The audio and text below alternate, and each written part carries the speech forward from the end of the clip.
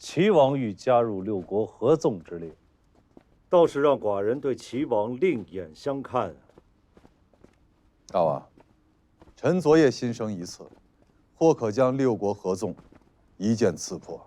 说，今书题已成，大王可诏命商贾行用秦字，与秦通商，齐国获利最大。如此，齐王必会主动与我大秦。才，此计一出，可混淆视听，令六国不明我大秦真正之动向。虚虚实实，六国必会手忙脚乱。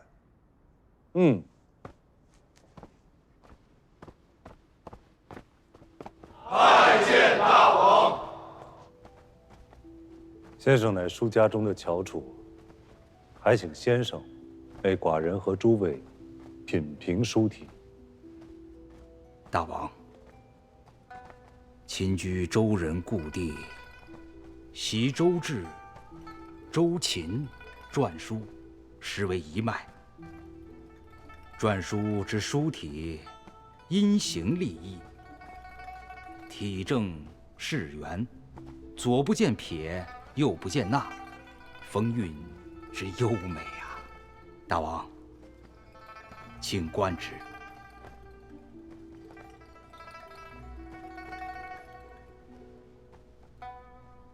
此乃是廷尉所书，藏节篇，即数代书家之长，堪为书体之典范呐。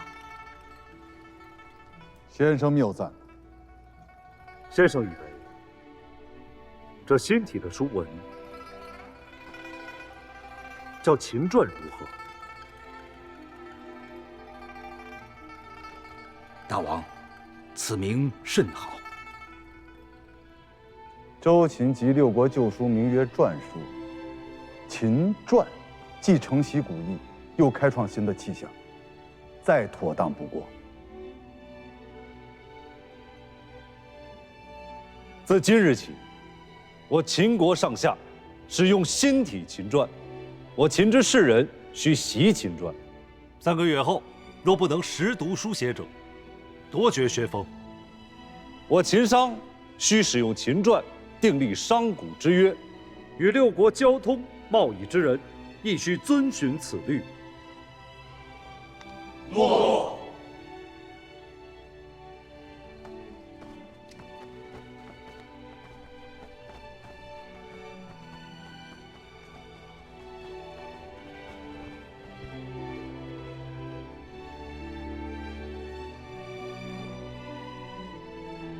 王诏，即日起，秦国商贾以秦篆约定交易之事，与六国交通者，必遵循此律。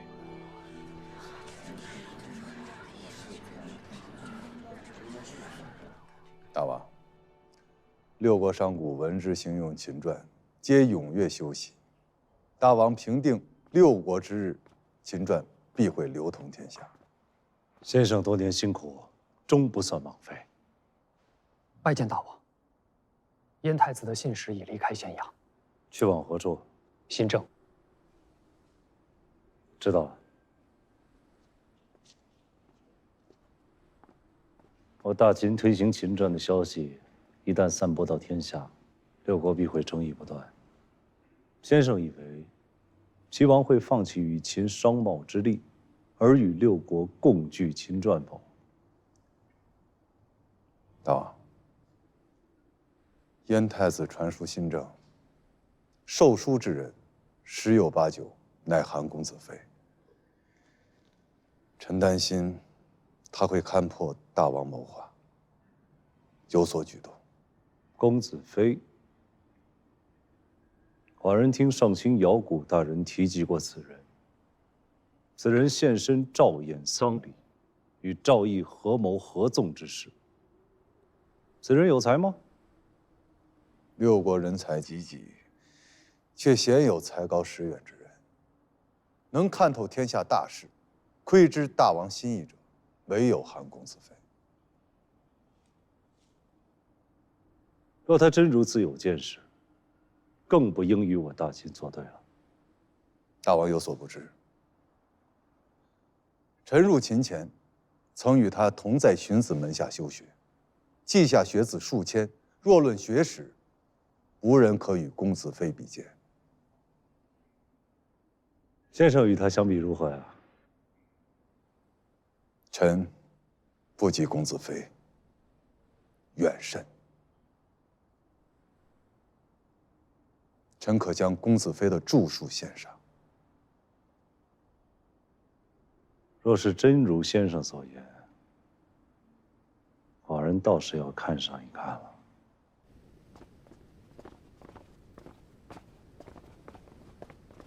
公子，丞相，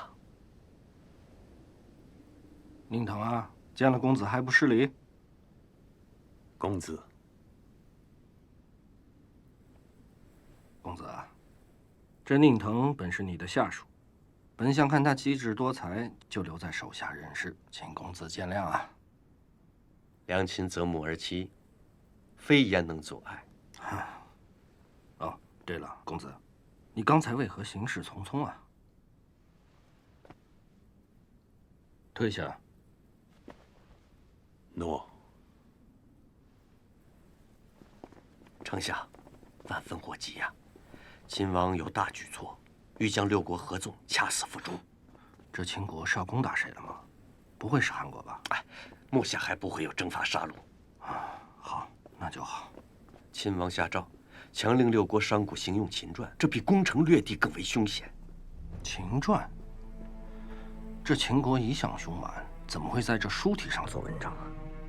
秦传行用天下，必遭六国士人抵制。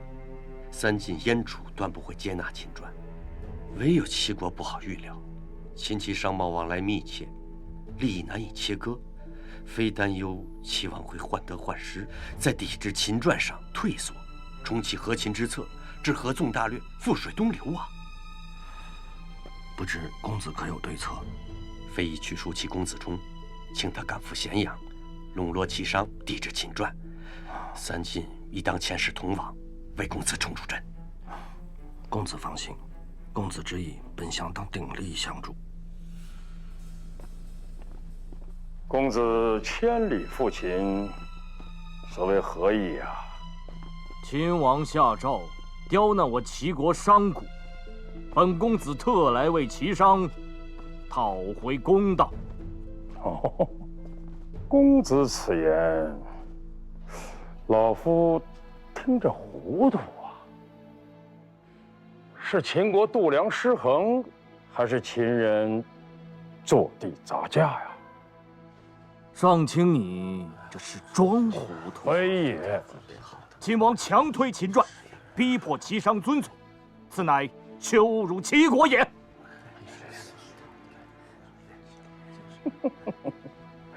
原来是为此事啊，公子。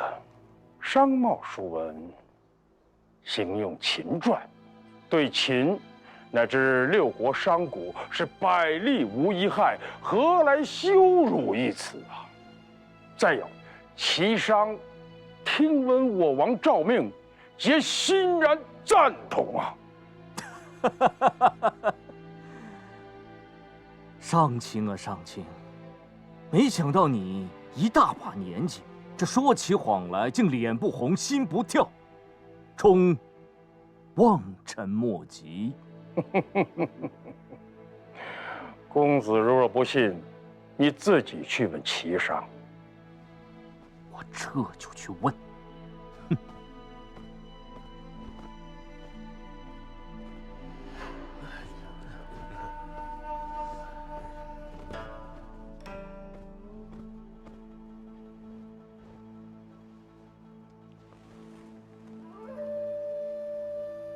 我与韩赵魏三国使节，皆奉王命前来，为大家主持公道。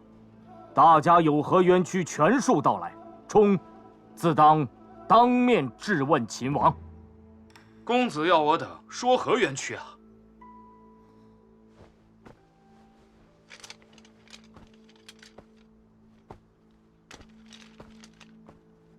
此乃秦王诏命，来，给大家都看看。明令，六国商贾于秦国域内，商贸书文，必须行用秦篆。这不是胁迫，是作甚？大人，跨国行商牵涉重利，难免纠纷。六国书体混杂，商贸争议层出不穷。若大伙都使用秦篆，可免于不少问题。我等却是甘愿遵从。是啊，有好多问题。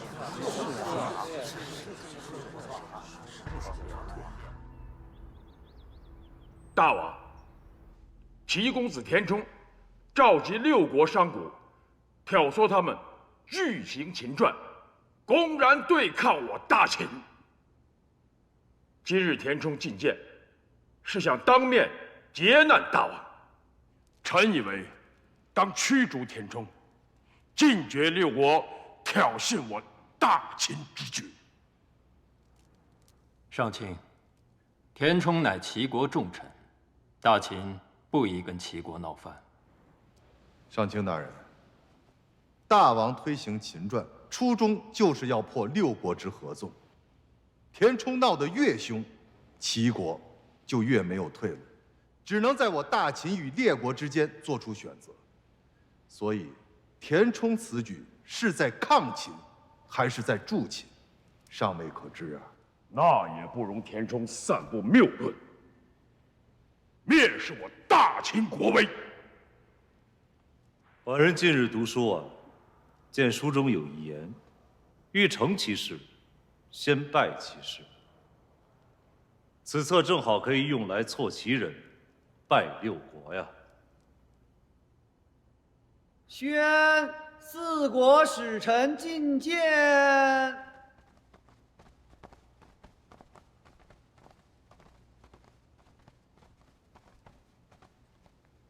拜见秦王。诸位使秦，所谓何事啊？大王推行秦篆，本与我齐国无关，列国也无从过问。然大王强令各国商贾与秦国贸易必须行用秦篆，此乃以霸道强加天下之人，列国莫能从之。此事易啊，可禁绝本国的商贾入秦呀。寡人难不成还能绑关东的商贾来咸阳不成？大王何意？六国商贾与秦人通商，必须使用秦篆订立文书，不容商榷。此乃胁迫，我齐国断不能从。昌平君啊，臣在。传寡人诏命，即日起断绝与齐人通商。诺。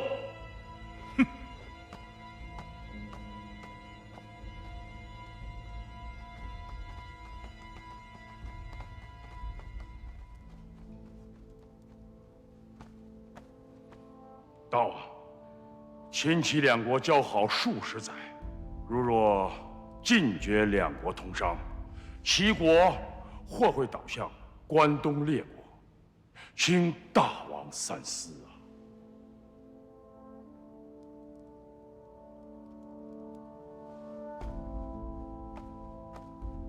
大王，齐国坐享通商之利已久，视作当然，所以置我大秦于不顾，与关东列国暗中勾结。臣认为，大王毁绝秦齐通商，就是想要点醒齐王，让他休想一手拿着我大秦的好处，另一手与其他列国勾勾搭搭。大王，田冲返回临淄，必会谏言齐王背秦呐。昌平君啊，臣在。你去找一趟田冲，此时他必遭齐商围堵，苦不堪言啊。去告诉他，寡人欲遣使与齐王商榷通商书文之事。诺。廷尉，你赴一趟临淄，断绝齐人，与关东诸国之勾连。诺。到了稷下学宫，与你等相对的，乃是天下的饱学之士，其中的凶险，绝不输给战场厮杀。若是能让齐国行用我秦传，那关东列国必与之决裂，六国合纵，便不攻自破。胜了稷下的学子，你等便是为我大秦了却了一桩心头大患。大王，臣等不怕稷下学子，只担心一人前往临淄相助其人。廷尉所由之人，可是公子非？正是。燕太子明鉴，秦王时离淄复齐，明以秦传之意说于齐国，实则欲逼迫齐王连横和秦。其一，当令稷下学人抵制秦传；其二，激起齐王羞耻之心，合纵抗秦。非即可前往临淄，于离淄便与齐王结下。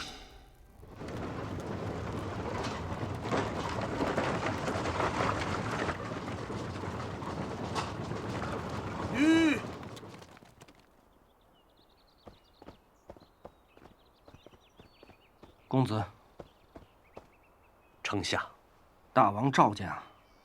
我欲往临淄，大王何事？秦王遣上卿姚贾见大王，以郑国违谏秦国之事责问韩人，大王还请公子应对啊！郑国之事已过去年余，秦王再无事生非，大王不必理会。公子，这姚贾气势汹汹，称韩人如果不交出主使之人的话，秦国就要大动干戈。丞相，我赴临淄有要事。公子还是先解了大王之难吧。入宫。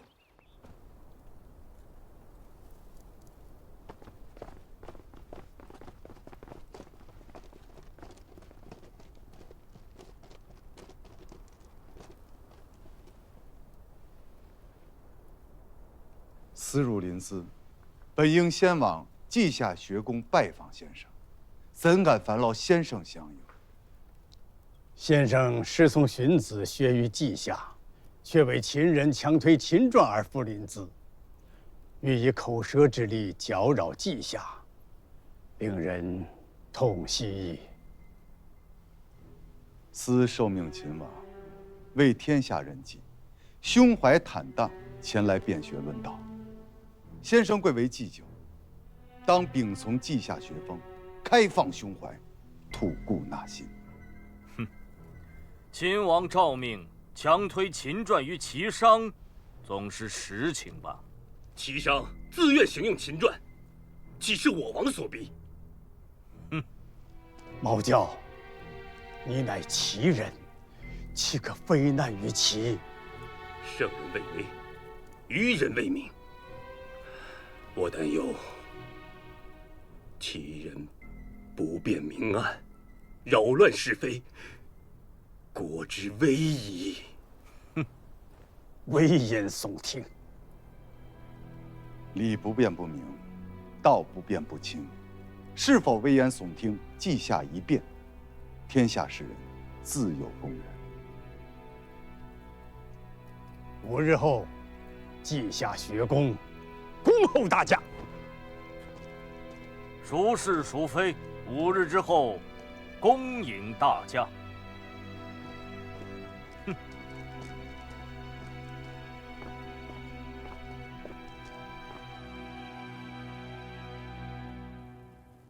公子非夫妻，临淄必生变故。若是能知道公子非之谋划，便可助廷尉一臂之力。大王，临淄距咸阳千里之遥。姬丹与新政书信不断，他必定知晓公子非之谋划。燕太子敢说吗？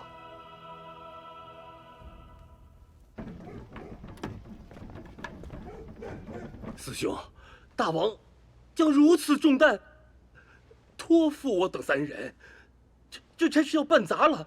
我等如何回禀大王啊？是啊，这稷下学子上前，我等3人寡不敌众，这毫无胜算嘛。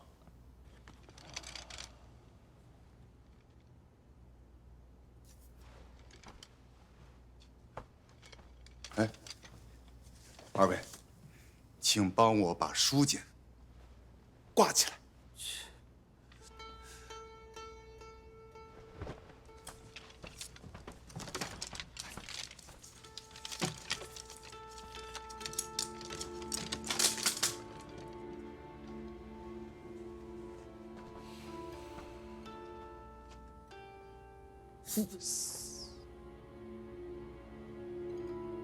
秦传之美，冠绝6国之书。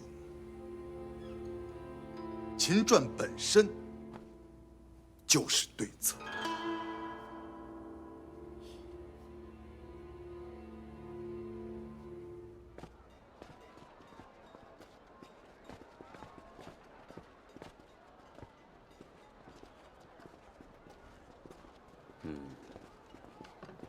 敢问先生，这是何书体？在下从未见闻。篆书。哦，此字与周传同源，但另有新意，自成一家。好字。先生果然是饱读诗书之士啊，一语中的。先生谬赞，请先生收下。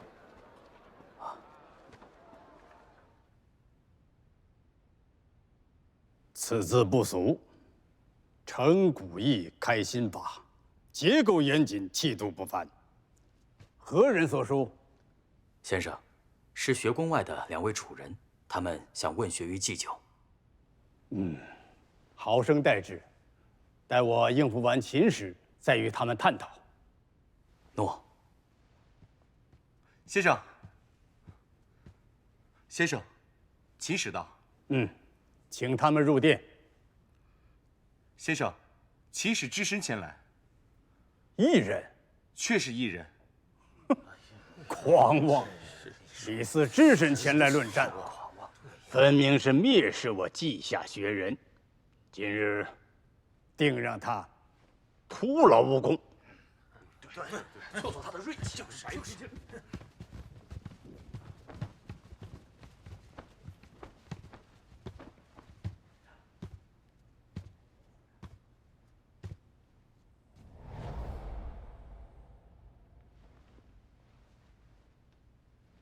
先生，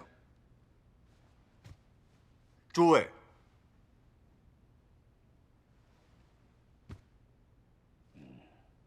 秦使，请入座。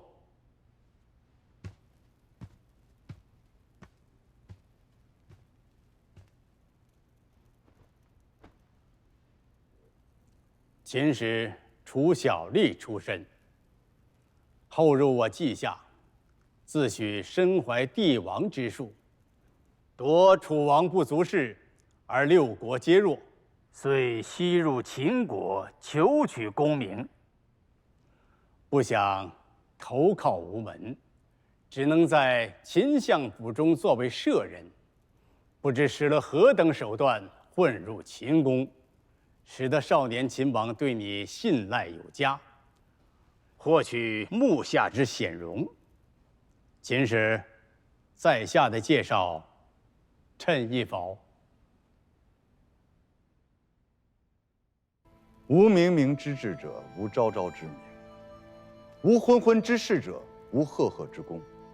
斯出身小吏，故以为垢莫大于卑贱，卑莫甚于穷困。若处于卑贱，却无奋发之心，更自命不凡，标榜与世无争，实乃故作姿态，禽兽不如。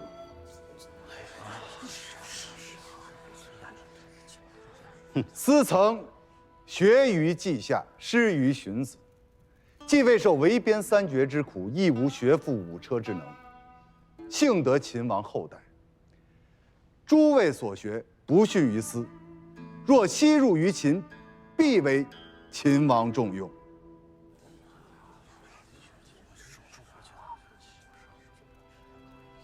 秦使徒逞口舌之力，在下无以辩驳。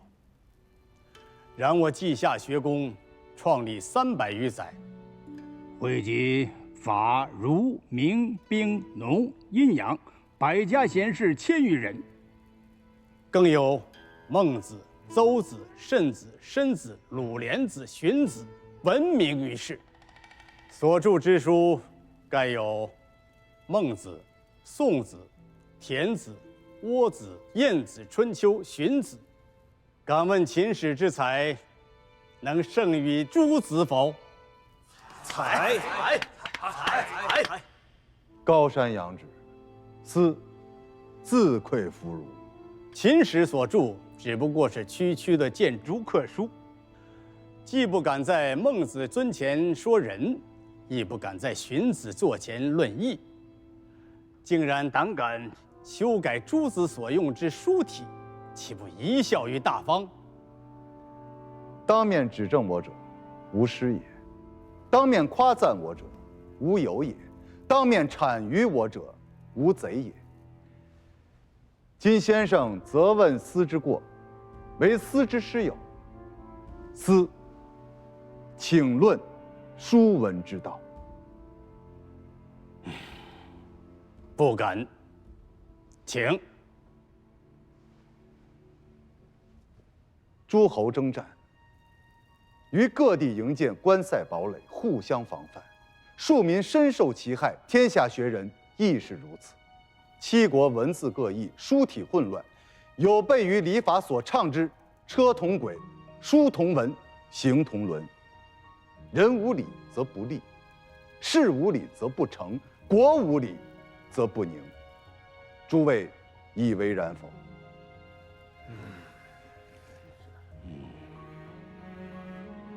秦王尊礼安民，方才修订秦传。孟子之王道，荀子之霸道，皆融汇其中。稷下学人以圣人为师，更当遵行，而非刻意诋毁。先生以为斯不足以修订书体，令稷下学人蒙羞，斯深以为是。不能则学，不知则问，斯求教于先生。诸多书体，何种为佳？先生，基案上卷书书体最佳。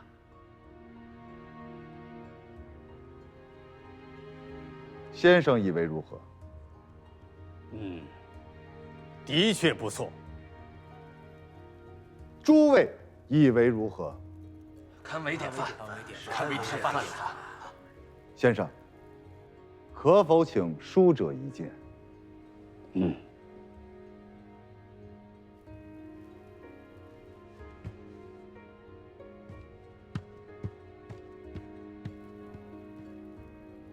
不闻不若闻之，闻之不若见之，见之不若知之，知之不若行之。秦使何意？书者到来，先生自会明白。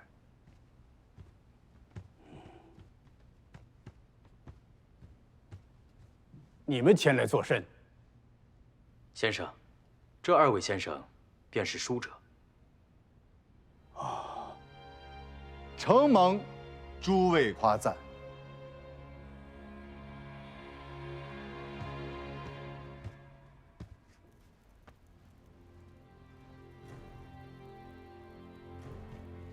这便是大秦厘定之秦传。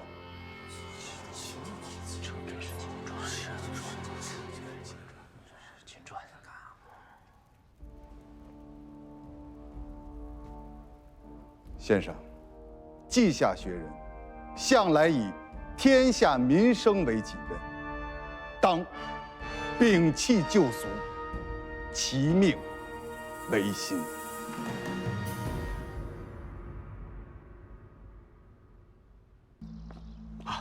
公子终于来了。公子惊鸿不醒，才令这李斯小人得志。我已经看过秦传，的确胜过6国书文。我等只有从齐王入手，才可扭转颓势。齐王，先生尽管吩咐。公子即可召集士人封堵驿馆，令秦使不得进入其宫。好，我这就去办。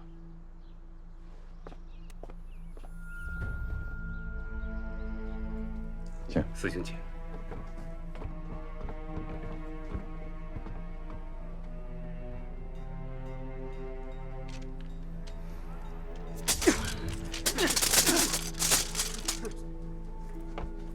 你等这是要作甚？这就是秦传的下场。勒令齐商行用秦传，乃是羞辱我齐国，我等齐人誓死不从。对，誓死不从，誓死不从，誓死不从。诸位，若有不满，可以我等上殿面见齐王。休想！绝不容秦人踏入我们齐宫，滚出临淄！滚出临淄！滚出临淄！滚出临淄！这可如何是好？必有诡诈。廷尉，大王书信。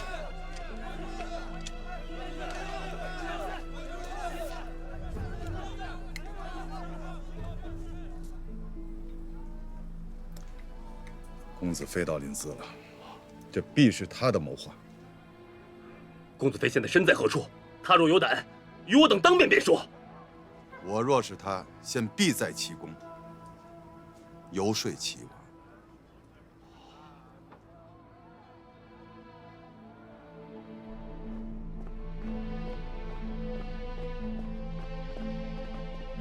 丞相，数百名的士人围攻了驿馆，是何人下令？无人下令。齐秦绝交，与我齐国大不利啊！秦王强力推行秦传，我齐人一番至极。即便绝交，也错在秦国。你可莫要一意孤行。齐国表面上风平浪静，暗地里恐有危险。公子，说话可得有真凭实据，不能妄言。秦王诏命，6国商贾行用秦传，6国不从。秦王为何独独毁绝与齐国通商，而不惩戒他国？齐国笃行和秦之策，但秦国蔑视齐国软弱，将齐国视作藩属。大王屈从秦王诏命，令齐商行用秦传，总有一日，秦王会命齐人议秦服，代秦官。到时候，齐国与亡国何异？胡说！关东列国皆如此看待齐国，非只是转述而已。大王，何事？上百士人围攻驿馆，请大王下令驱逐。秦王强令齐商行用秦传，齐人深恶痛绝。大王说阻挠齐人泄愤，临淄必陷入大乱。大王，齐人之愤，可为大王所用。大王可以此为由拒用秦传，秦王无话可说。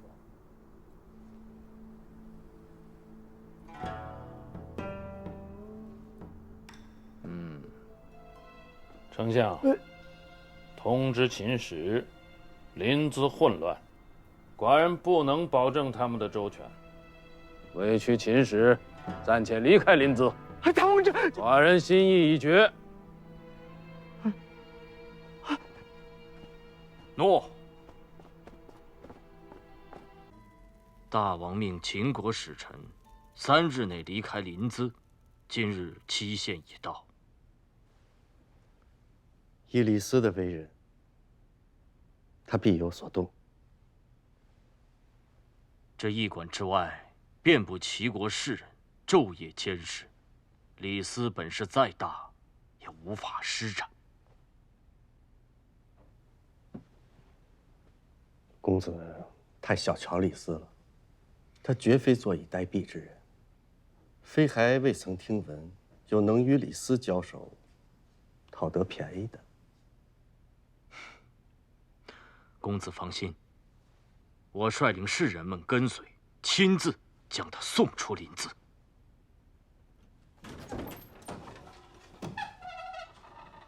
公子，祭酒大人拜访。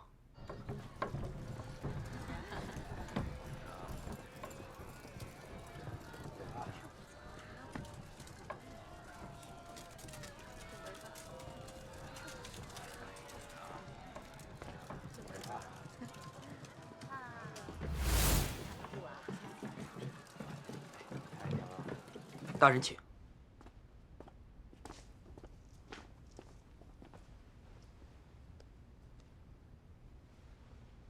先生此来何事啊？老夫愿陪2位公子入驿馆，与秦使李斯面洽。先生何意呀？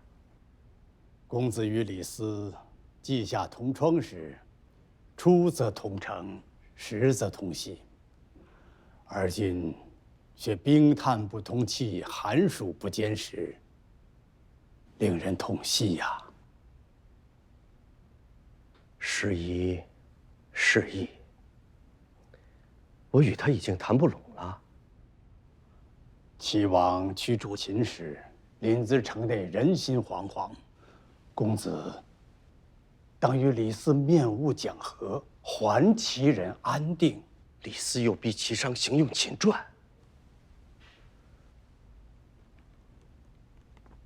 先生执掌学宫，当知此中利害。公子应当明白，学人论学求真，乃为天下。秦传优于6国书文，为何不能行用？先生只埋首书案，不闻天下大事，非与李斯争的不是书文良友，而是6国的命运。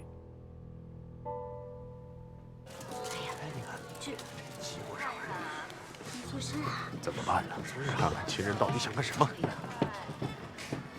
这是要做甚啊？在前面，快上！这帮人是做甚啊？我们过去看看。走，走。站住！你等要干什么？临淄不太平，我等要随廷尉大人一起返回秦国。国将不存，谈何天下？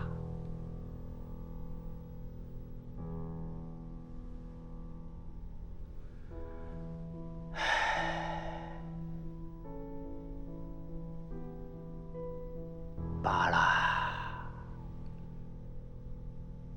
公子与李斯已不是当年求学稷下的莘莘学子了。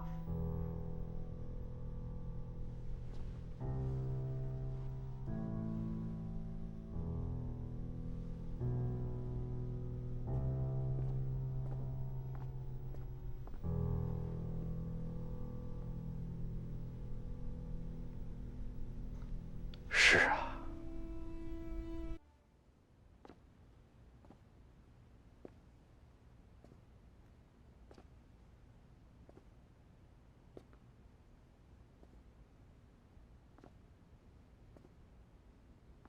大人，来了。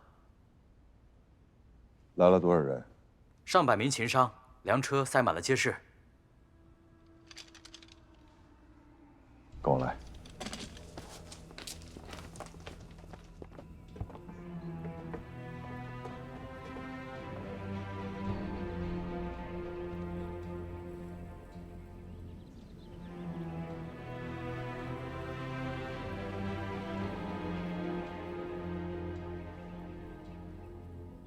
诸位，商贾重利，亦有家国。家国蒙羞我大秦商贾，该何去何从？和大秦锐士一样，誓死捍卫大秦！誓死捍卫大秦！齐王听信谗言，驱逐我大秦使节。本使以大王名义宣布，大秦与齐国断交。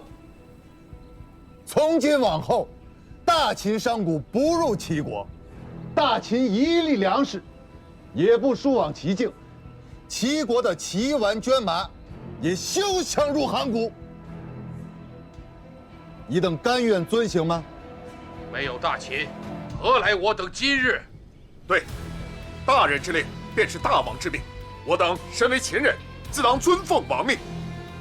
好，本使有令，运抵齐国的粮食和已购的齐完捐马，全部当街烧掉，以示我大秦与齐国断交之志。你等随本使回国，国府赔偿诸位所有损失。不需国府赔偿。为了大秦，我等受些损失，无怨无悔。无怨无悔，无怨无悔，无怨无悔。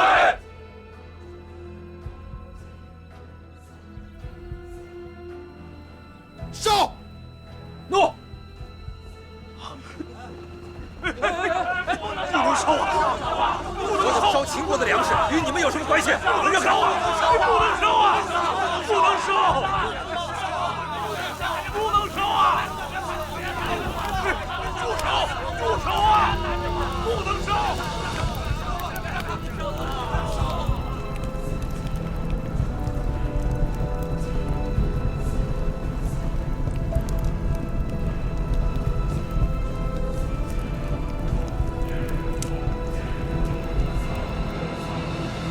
李斯自毁秦人财货，以泄私愤，秦人大获全胜，快哉，快哉呀！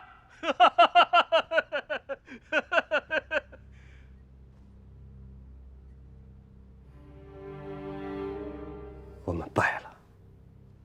啊，大王，大事不好！大王，大事不好啊！大事不好，大王，李斯宣布断绝齐秦之间的邦交，秦商们在大街上焚烧大批的粮食和绢马，还说要跟着秦氏一同离开临淄了。什么？秦商烧毁粮食要归秦？是啊，此刻怕是已经动身了。这秦国的大商一走，我们的绢马没法换到粮食，怕是齐国立刻就要乱了呀！快备车！诺，丞相，你先去拦住李斯，千万不要让他把秦国大商带走了。寡人随后就到。诺。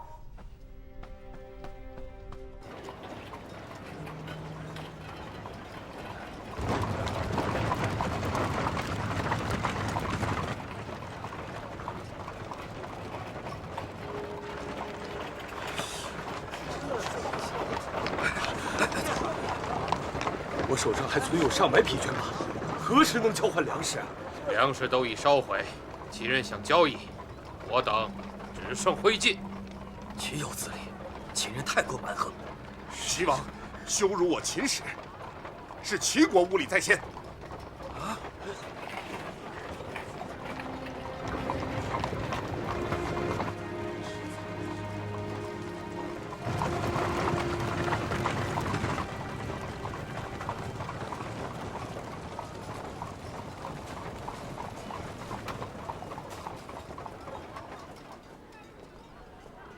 为何停车？公子冲求见大王。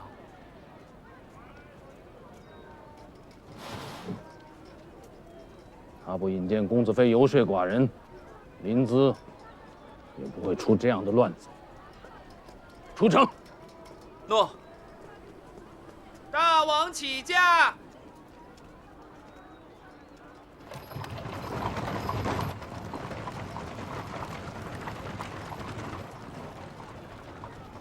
大王，大王！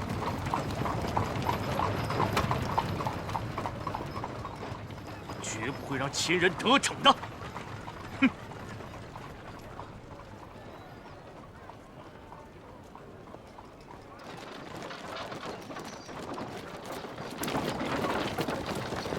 秦使留步！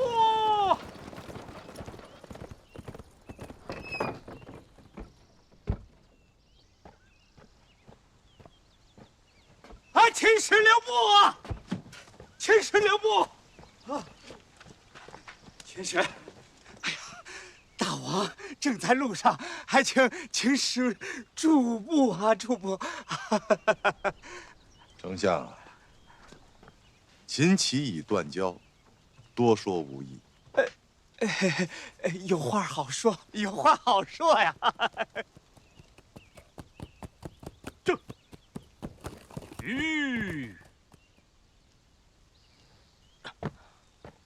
此乃秦人奸计，意在乱我大秦。丞相，休要上了秦人的恶当啊！告辞。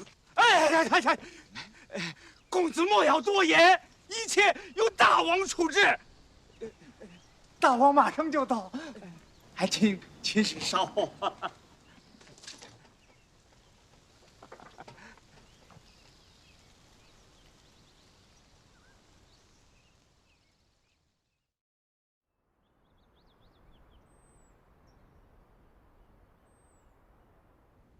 齐秦交好多年，怎么会闹成这样？大王，秦使纵火滋事，扰乱临淄，该当即刻驱离。出口。秦齐断交，公子逼走在下，便可向韩国邀功了。李斯，你胡说！哎呀，大王驾前，二位慎言。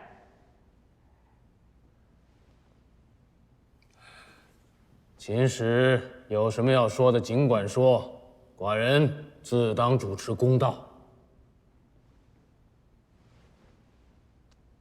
大王，秦齐交好数十载，互盟互信，商贸交通，本是两国之幸也。是，齐秦盟好，两国互利。我王真是与齐国之邦交，故命司使齐，与齐国共同商议行用书文之事。原本诸事顺利，然韩公子非突然来到临淄，蛊惑齐人。齐人围攻驿馆，大王亦下诏，以维护之名，命我等离开临淄。我大秦一片赤诚之心，不想齐人却视若仇敌。既然我情你不愿，司只好带着秦人离开。不过，请大王细思，秦齐交恶，到底哪国得利？关东五国。大王所言极是。然关东五国中，以韩国获利最甚。秦齐断绝交往，两国商贾不能往来，韩国地处秦齐之间，必会左右逢源，获取暴利。长久以往，齐秦之力尽入韩国，故强韩而弱秦齐，此乃公子非在大王面前诋毁秦国，唆使秦齐交恶之谋也。莫非寡人真的被公子非骗了？大王可曾想过，韩国若无利可图，他公子非千里赴齐，费尽口舌，又是为何？大王，秦使狡辩，公子非乃欲合纵六国，抵御强秦，方才劝谏大王驱逐秦使。若真是如此，大王更要警惕韩国了。三晋与大秦乃是世仇，合纵之意，三晋最为踊跃。三晋被齐秦两大国夹在中间，千方百计合纵以弱秦。然弱秦后，又将对付哪一国呢？私以为，非齐国莫属。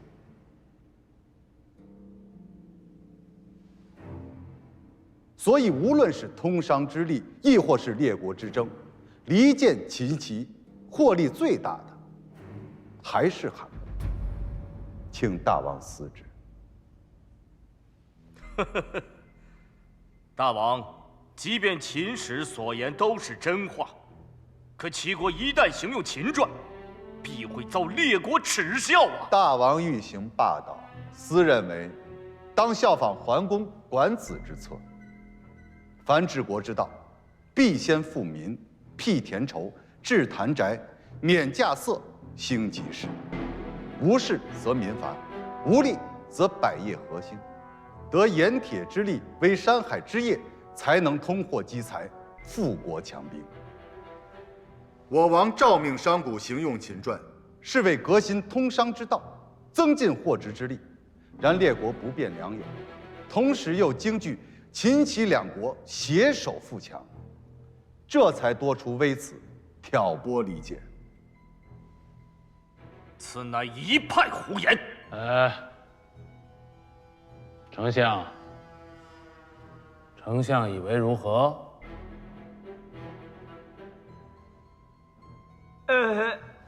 臣以为，秦国需要齐国的圈马，而齐国也需要秦国的粮食，故而齐秦两国应当互相倚仗才是。大王，齐国该与关东列国合纵，共御强秦。大王，商贾行用秦传，则秦齐两国通商必有增益。秦国不仅要购进绢麻，同时还急需齐国出产的铜锡、盐铁、皮革，以扩充军备。故秦齐携手，方能不惧列国窥视。好，齐秦盟好，两国互利。寡人决议，不再阻拦齐人行用秦传。大王英明。大王英明。大王，再有诋毁齐秦两国邦交，寡人绝不轻过。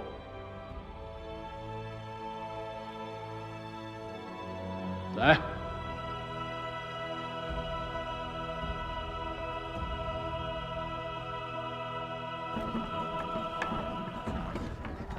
秦王行用秦传，列国商贾庶民必得其利，民望所归。秦王王霸之才，远在六国国君之上。日后，秦王一统天下，但愿以天下庶民为重。先生所言亦是我王之志。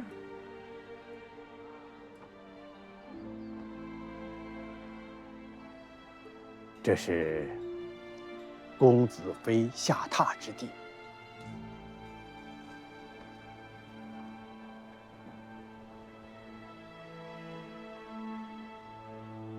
多谢先生。小兄，你们先行一步，我还有事情要办。喏，告辞。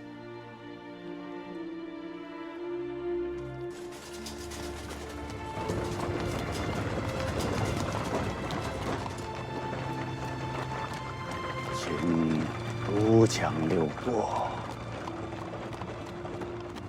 福兮祸兮。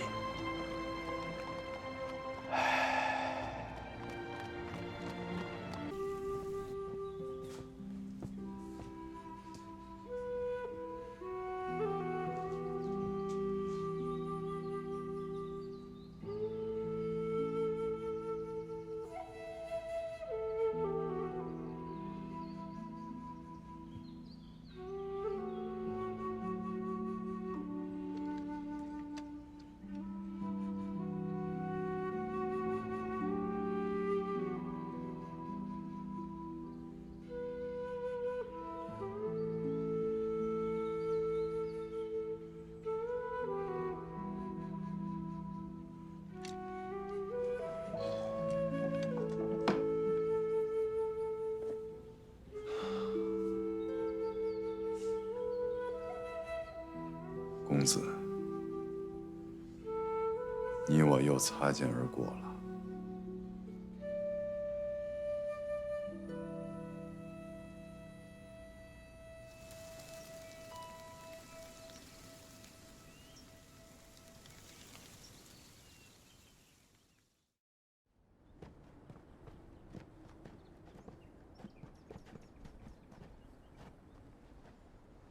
公子，春平君，齐王还是倒向了秦国。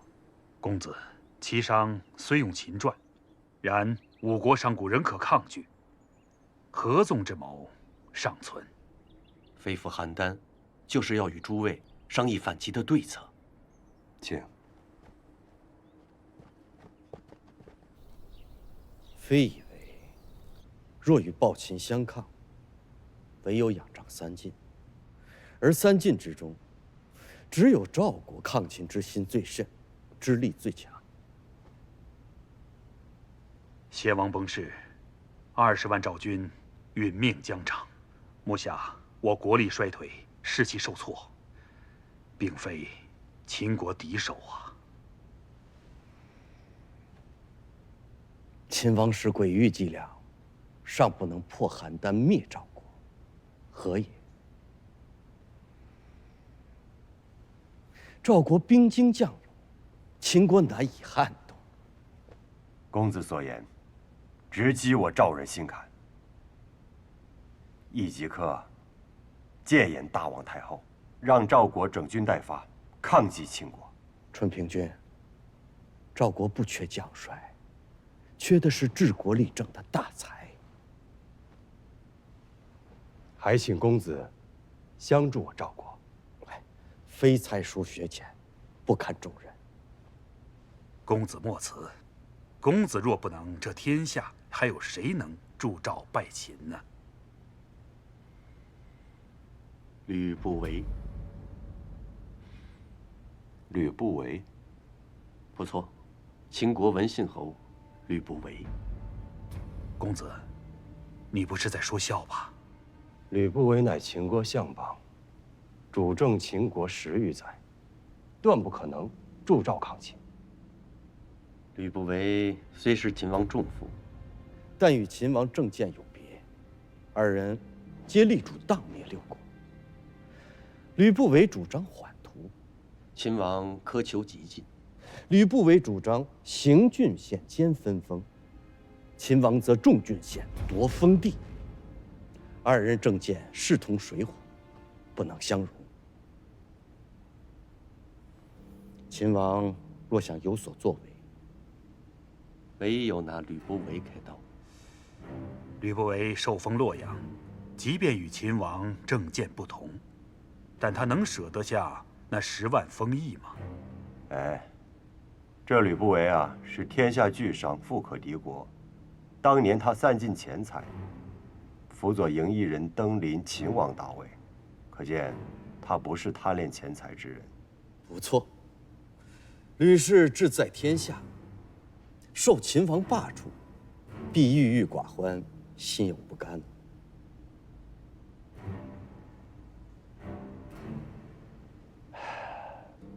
他想要的，秦人不给，我赵人给。春平君睿智，天下能与秦王匹敌者，唯有吕不韦。吕不韦有点意思。太后，这个吕不韦在秦国待了20余载，对秦国的上上下下、里里外外是了如指掌。若由他主政邯郸，我们赵国不但不用惧怕秦国，反而将来还有可能败秦、灭秦。吕不韦现在何处？洛阳。臣愿亲自前往洛阳，去请吕不韦。好，你去。他有什么条件，悉数应允。诺。来人。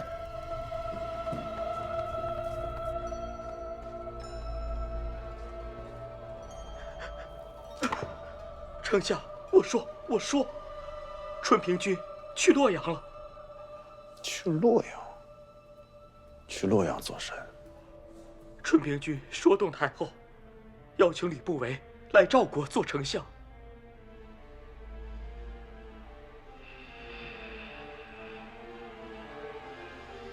好你个赵乙，敢打老子位置的赵乙！